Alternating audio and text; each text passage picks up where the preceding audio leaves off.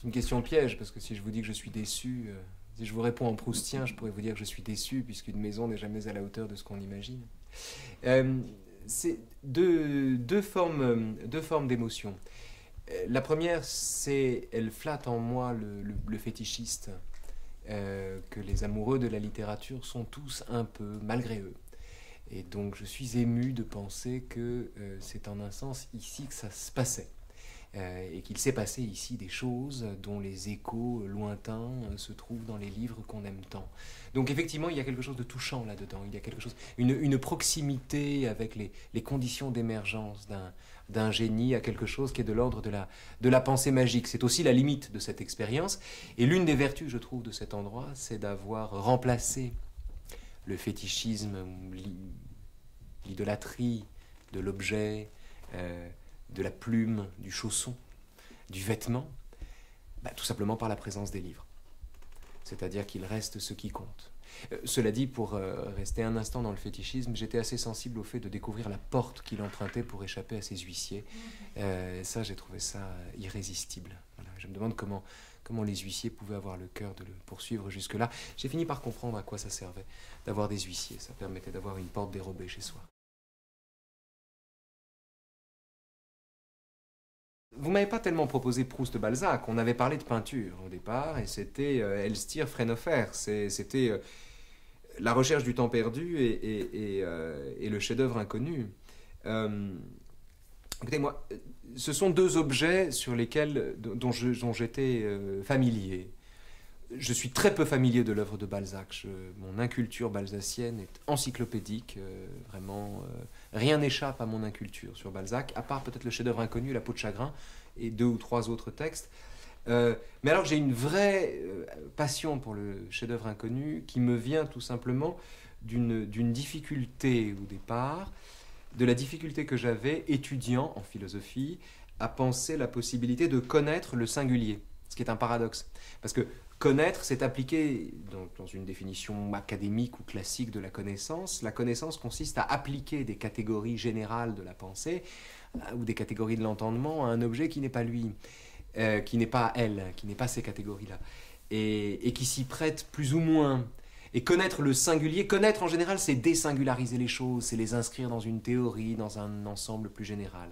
Connaître le singulier en préservant le singulier m'a toujours semblé une modalité paradoxale de la connaissance. Or, il n'y a que l'art qui ménage cette façon de connaître, l'art ou l'amour ou la sensualité, à la façon dont on connaît un autre en le touchant, par exemple, et non en prétendant connaître le fond de son âme. Et c'est de cet oxymore de connaissance du singulier qu'est né, peut-être, en moi, le goût... Enfin, c'est ce qui m'a touché particulièrement dans le chef-d'œuvre inconnu, indépendamment du fait que j'adore le biopic qui met en scène Nicolas Poussin face à un peintre imaginaire, et Nicolas Poussin qui prend sa première leçon de peinture. Donc ce sont 2 textes, La recherche du temps perdu d'un côté et Le chef-d'œuvre inconnu, que j'ai un peu lus, mais que je n'avais jamais confronté, que je n'avais jamais fait l'effort de confronter. Non pas pour les opposer, ni pour élire l'un aux dépens de l'autre, mais pour examiner le chemin qu'empruntent 2 peintres pour saisir un objet qui en lui-même est indicible, insaisissable, difficultueux, par sa simplicité même. Et donc, j'ai pris cette demande comme une commande. Et j'en ai profité pour faire un travail que je regrettais de n'avoir pas eu le temps ni le courage de faire jusqu'ici. Donc je me suis servi de vous, en fait.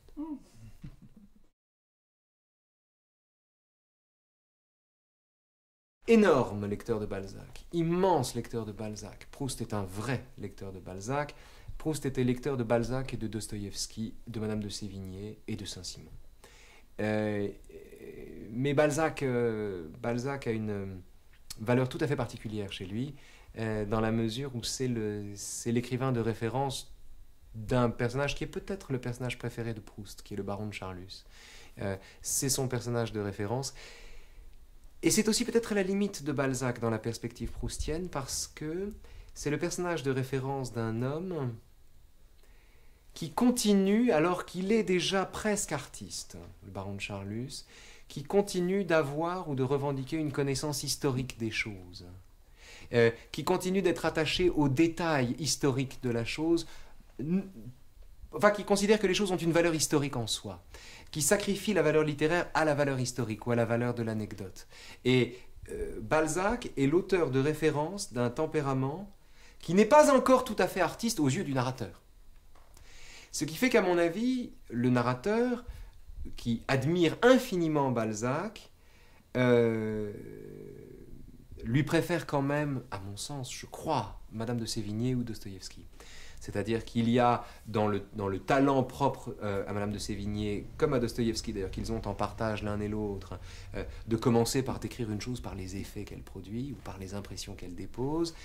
Ce talent tout à fait spécifique dont le narrateur fait si grand cas dans la recherche, il ne le trouve pas chez Balzac. Donc il y a dans ses dilections littéraires une passion pour Balzac, qui est l'amour d'un lecteur, d'un mangeur de livres, qui a dévoré des romans avant d'écrire le sien. Mais cette passion pour Balzac, ce goût pour Balzac, s'arrête à la lisière d'un procédé littéraire qui, à tort ou à raison d'ailleurs, dont à tort ou à raison, il n'avait pas le sentiment que Balzac en était le meilleur porte-parole. Donc il y a dans la lecture proustienne de Balzac une limite que le narrateur lui-même se donne, et cette limite, de cette limite témoigne le fait que c'est le baron de Charlus, et pas Swann, et pas le narrateur, qui revendique Balzac comme son écrivain favori, c'est-à-dire encore quelqu'un qui est victime de l'idée qu'il se fait de lui-même, et d'une conception qu'il se fait de l'histoire, de l'idée que la littérature est parfois soluble dans la connaissance historique.